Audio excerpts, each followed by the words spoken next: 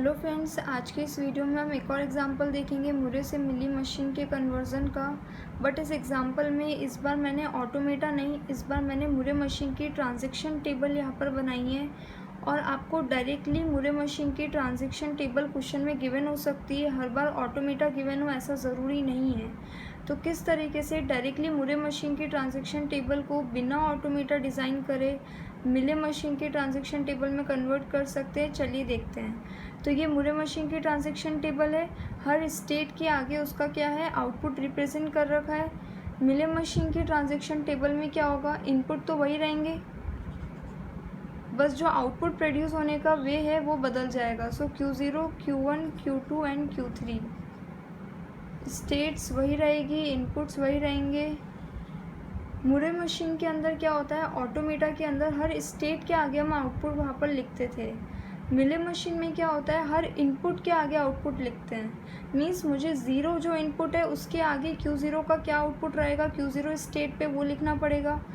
One input है, Q0 state पे one input का क्या आउटपुट रहा है वो लिखना पड़ेगा, क्योंकि मुझे हर इनपुट पे आउटपुट यहाँ पर रिप्रेजेंट करना है। ठीक है, तो चलिए देखते हैं। सबसे पहले Q0 से ज़ीरो कहाँ जा रहा है, Q0 पे जा रहा है। तो Q0 से ज़ीरो मैंने Q0 लिख दिया।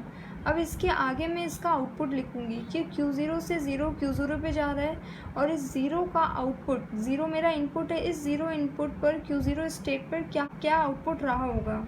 ठीक है, सो अगर Q0 से ज़ीरो Q0 पे जा रहा है तो आपको बस क्या करना है, आपको सिर्फ ये देखना है कि Q0 स्टेट पर बेसिकली आउटपुट क्या है, ज़ीरो है। तो मुझे इसके आगे क्या लिख देना है, ज़ीरो। Q0 से 1 जा रहा है Q1 पे, तो Q0 से 1 कहाँ जा रहा है, Q1 पे जा रहा है। अब आपको क्या देखना है, Q1 स्टेट के आगे आउटपुट क्या है, 1 है। तो आपको यहाँ पर क्या लिख देना है। अगर इसको ऑटोमेटा के फॉर्म में आप समझना चाहते हैं तो ये कैसे वर्क कर रहा है, देखिए। Q0 से ज़ीरो Q0 पे जा रहा है, ठीक है। मिले मशीन में मैं इनपुट के आगे आउटपुट रिप्रेजेंट करती हूँ। तो अगर Q0 से ज़ीरो Q0 पे जा रहा है और Q0 का आउटपुट आगे ज़ीरो है, इसका मतलब अगर सेल्फ लूप है, ज़ीरो का ट्रांजेक्शन Q0 इटसेल्फ हो रहा है, तो ज़ीरो का आउटपुट भी क्या हो जाएगा, ज़ीरो। Q0 से 1 Q1 पे जा रहा है, ठीक है।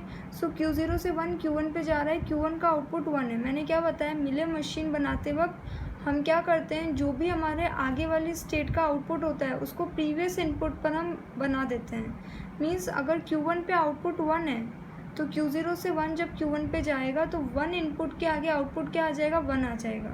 तो आप इस तरीके से देख सकते हैं। नहीं तो बड़ा सिंपल सा तरीका क्या है, Q0 अगर यहाँ पर है तो इस Q0 का आउटपुट 0 है, Q0 से 1 यहाँ पर Q1 जा रहा है, Q1 के आउटपुट 1 है। सिंपल, हर स्टेट के आगे जो आउटपुट है वही इनके आगे भी लग जाएगा।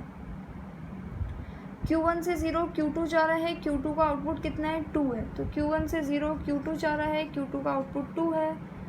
Q1 से 1 Q3 जा रहा है, Q3 का आउटपुट है 3। सो Q1 से 1 Q3 जा रहा है, Q3 का आउटपुट 3 है। इसी तरह बाकी को भी फिल करना है। Q0 का आउटपुट 0 है, Q1 का आउटपुट 1 है।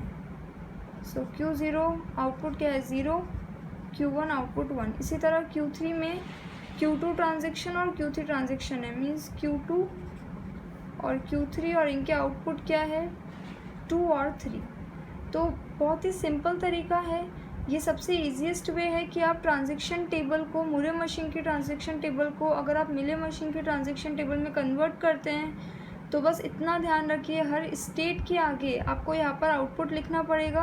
बिकॉज बेसिकली ये आउटपुट क्या है, हर इनपुट के आगे आप आउटपुट रिप्रेजेंट कर रहे हो। ज़ीरो के आगे आउटपुट 0 है, जब Q0 से ट्रांजेक्शन 0 का Q0 पे हो रहा है। Q0 से जब 1 का ट्रांजेक्शन Q1 पे हो रहा है तो 1 के आगे जो इनपुट के आगे आउटपुट है वो क्या है, 1 है।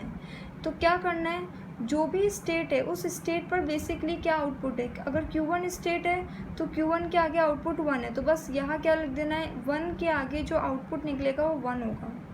तो बस हर स्टेट के आगे जो भी आउटपुट्स यहाँ रिप्रेजेंट कर रखे हैं उन आउटपुट्स को अब मुझे हर इनपुट के लिए रिप्रेजेंट करना है, ठीक है। तो इस तरीके से ये जो ट्रांजैक्शन टेबल है ये किसका तैयार हो गया, मिले मशीन का। और ये ट्रांजैक्शन टेबल किसका है, मुरे मशीन का। वैसे बहुत जनों को ये समझ में आ गया होगा कि बेसिकली ये ट्रांजैक्शन किस लैंग्वेज को एक्सेप्ट कर रही है। ये ट्रांजैक्शन mod 4 को एक्सेप्ट कर रही है। mod 4 का मतलब ये हो गया कि किसी भी नंबर को मैं 4 से डिवाइड करूँ तो पॉसिबल रिमाइंडर्स क्या आ सकते हैं। तो जो रेसिड्यू यहाँ पर बचेंगे वो क्या बचेगा, 0 1 2 3। ठीक है, बस आज की वीडियो में इतना ही। अगर वीडियो पसंद आती है तो प्लीज़ उसे लाइक करिए, शेयर करिए, सब्सक्राइब करना मत भूलिए। कैसी लगी वीडियो मुझे कमेंट बॉक्स के ज़रिए बताइए। Thank you.